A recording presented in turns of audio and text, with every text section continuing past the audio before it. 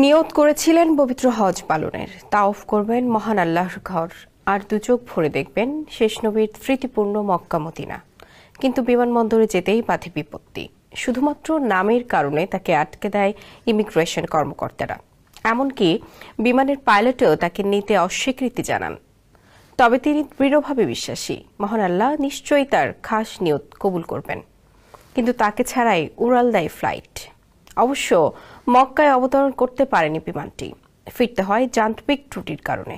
মেরামতের পর আবারও উড়াল দেয় বিমান, কিন্তু আবারও দেখা দেয় সমস্যা। বাধ্য হয়ে দ্বিতীয়বারের মতো ফিরে আসে ওই উড়োজাহাজ। তবে এবার পাইলট ঘোষণা দেন, ফেলে যাওয়া সেই হজযাত্রীকে ছাড়া তিনি বিমানই ছাড়বেন না। শেষ পর্যন্ত ওই ব্যক্তিকে নিয়ে নিরাপদে সৌদি আরব পৌঁছায় সেই ফ্লাইট।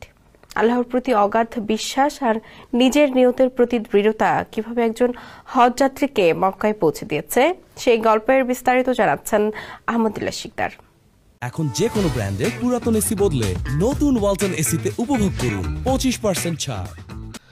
এই গল্প আসলে আমের আল মাহদি মনসুর আল গাদ্দাফি নামের এক হজ যাত্রীর, কিন্তু তা রূপকথার চেয়ে কোনো অংশে কম নয়। মহান আল্লাহর প্রতি তার ঈমান ও বিশ্বাস এতটাই দৃঢ় ছিল যে শেষ পর্যন্ত তার বলেই পবিত্র নগরীতে পা রাখতে পেরেছেন তিনি। অথচ লিবিয়ার এই যুবককে শুরুতে নিতেই চাননি বিমানের পাইলট। বিমানবন্দরে গিয়ে নামের কারণে শুরু হয় এই বিপত্তি।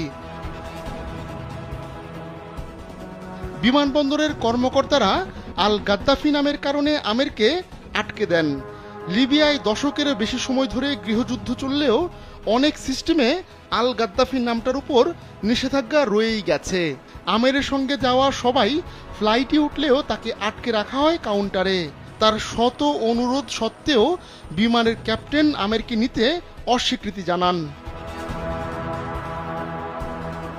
কিন্তু আল্লাহর প্রতি অবিচল বিশ্বাস থাকা আমের জানান, হজের উদ্দেশ্যেই তিনি বের হয়েছেন, সেটা না করে ঘরে ফিরবেন না তিনি।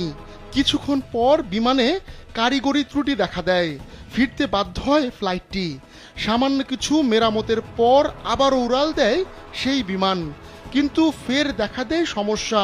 পরে বাধ্য হয়ে দ্বিতীয়বারের মতো একই বিমানবন্দরে ফিরে আসে ফ্লাইটটি।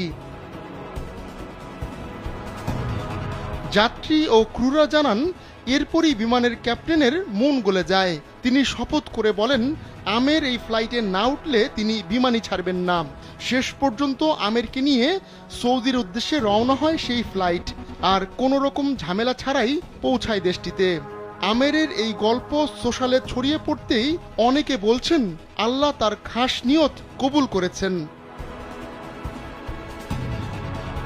আহমদুল্লাহ শিকদার, কালবেলা।